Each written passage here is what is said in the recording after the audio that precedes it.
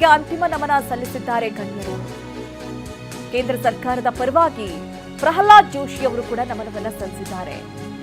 DCM Parameshwar, ಮಾಜಿ CM Sadananda ಗೌಡರು, ಸಚಿವರಾದ ಸತೀಶ್ ಜಾರಕಿಹೊಳಿ, ಕೆಎಚ್ ಮುನಿಯಪ್ಪ ಅವರು, ಸಂಸದರಾದ ಕೆ ಸುಧಾಕರ್, ಪಿಸಿ ಮೋಹನ್, ನಟ ದೊಡ್ಡಣ್ಣ, ಡಾಲಿ ಧನಂಜಯ್, ನಟಿ ಪೂಜಾ ಗಾಂಧಿ ಸೇರಿದಂತೆ ಹಲವು ನಾಯಕರು ಚೆನ್ನಮ್ಮರ ಅಂತಿಮ ದರ್ಶನವನ್ನ ಪಡೆದುಕೊಂಡಿದ್ದಾರೆ.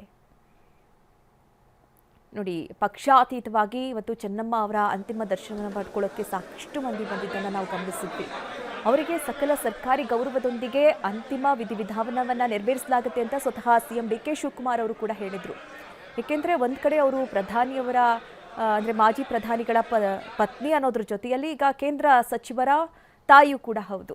ಹಾಗಾಗಿ ಅವರಿಗೆ ಸಕಲ ಸರ್ಕಾರಿ ಗೌರವದೊಂದಿಗೆ ಅಂತಿಮ ವಿಧಿವಿಧಾನವನ್ನು ನೆರವೇರಿಸಲಾಗುತ್ತೆ ಅಂತ ಹೇಳಿ ಸಿಎಂ ಹೇಳಿದರು. ಸಿಎಂ ಕೂಡ ಭೇಟಿ ಕೊಟ್ಟಿದ್ರು, ಅಂತಿಮ ದರ್ಶನವನ್ನು ಪಡ್ಕೊಂಡ್ರು. ಆ ಸಂದರ್ಭದ ದೃಶ್ಯಗಳನ್ನು ಕೂಡ ಗಮನಿಸ್ತಾ ಇದ್ದೀರಿ. ಅಂದರೆ ಚೆನ್ನಮ್ಮ ಅವರು ಅವರ ವ್ಯಕ್ತಿತ್ವಕ್ಕೆ ಹೆಚ್ಚಿನ ಬೆಲೆ ಸಿಗ್ತಾ ಇರುವಂಥದ್ದು ಈ ಸಂದರ್ಭ. ಅವರಿದ್ದಂತಹ ರೀತಿ, ಅವರು ನಡೆಸಿದಂತಹ ಬದುಕು, ಅವರು ನೀಡಿದಂತಹ ಒಂದಷ್ಟು ಏನು ಜನರಿಗೆ ಕೊಟ್ಟಂತಹ ಒಂದಷ್ಟು ವಿಚಾರಗಳಾಗಿರಬಹುದು, ಅದನ್ನು ಇವತ್ತು ಜನ ಸ್ಮರಿಸ್ಕೊಳ್ತಾ ಇದ್ದಾರೆ. ಅಂದರೆ ಯಾರೇ ಬಂದ್ರೂ ಕೂಡ ಅವರಿಗೆ ಹಸಿದ ಹೊಟ್ಟೆಯಲ್ಲಿ ಕಳಿಸ್ತಾ ಇರಲಿಲ್ಲ ಚೆನ್ನಮ್ಮ ಅವರು.